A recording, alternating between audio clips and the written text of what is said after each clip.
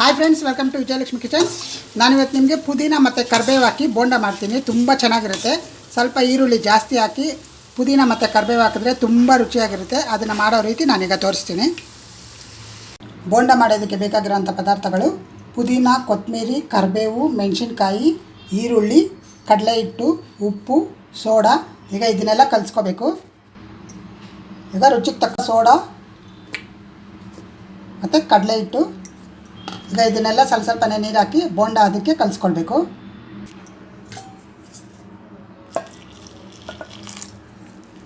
ಸ್ವಲ್ಪನೇ ನೀರು ಹಾಕಿ ಕಲಿಸ್ಕೋಬೇಕು. ನೋಡಿ, ಈ ರೀತಿ ಬೋಂಡ ಅದಕ್ಕೆ ಕಲಿಸ್ಕೊಳ್ಬೇಕು. ಈಗ ಡೀಪ್ ಫ್ರೈ ಮಾಡೋದಕ್ಕೆ ಎಣ್ಣೆ ಇಡೋಣ. ನೋಡಿ, ಎಣ್ಣೆ ಇಟ್ಟಿದ್ದೀನಿ, ಎಣ್ಣೆ ಕಾಯ್ತಾ ಇದೆ. ಈಗ ಇದಕ್ಕೆ ಉಪ್ಪು ಏನಾದರೂ ಸಾಲದಿದ್ದರೆ ಇದಕ್ಕೆ ಇವಾಗ ನೋಡಿ ಚೆಕ್ ಮಾಡಿ ಹಾಕ್ಕೋಬೋದು. ನೋಡಿ, ಎಣ್ಣೆ ಕಾದಿದೆ.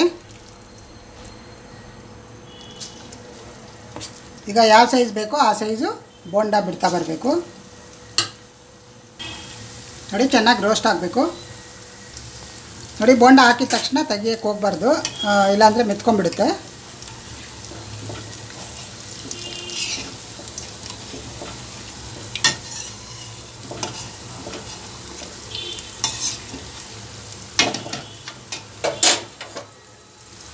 ನೋಡಿ, ಈ ರೀತಿ ಸ್ವಲ್ಪನೇ ಕದಲಿಸಿ ಆಮೇಲೆ ಅದನ್ನು ಟರ್ನ್ ಮಾಡಬೇಕು.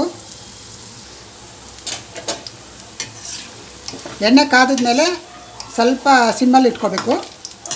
ತುಂಬ ಹೈ ಫ್ಲೇಮಲ್ಲಿ ಮಾಡಿದ್ರೆ ಅಂದರೆ ಒಳಗಡೆ ಎಲ್ಲನೂ ಬೆಂದಿರೋದಿಲ್ಲ, ಮೇಲ್ಗಡೆ ಮಾತ್ರ ಕಲರ್ ಬರುತ್ತೆ. ನಾವು ಸಣ್ಣ ಉರಿಯಲ್ಲಿ ಮಾಡಬೇಕು. ಒಂದು ಸಾರಿ ಎಣ್ಣೆ ಕಾದಿದ ಮೇಲೆ ನಾವು ಉರಿ ಕಮ್ಮಿ ಮಾಡ್ಕೋಬೇಕು.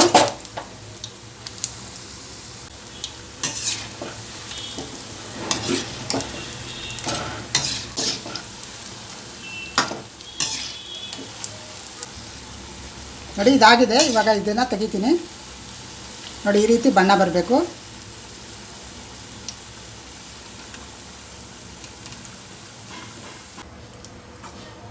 ನೋಡಿ, ಇನ್ನೂ ಒಂದು ಟ್ರಿಪ್ ಹಾಕ್ತಾಯಿದ್ದೀನಿ.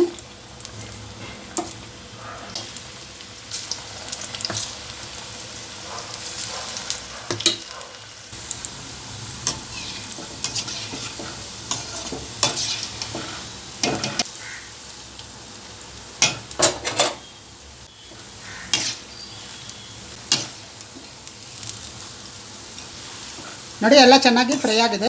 ಈಗ ಸರ್ವಿಂಗ್ ಪ್ಲೇಟಿಗೆ ತೆಗಿತೀನಿ.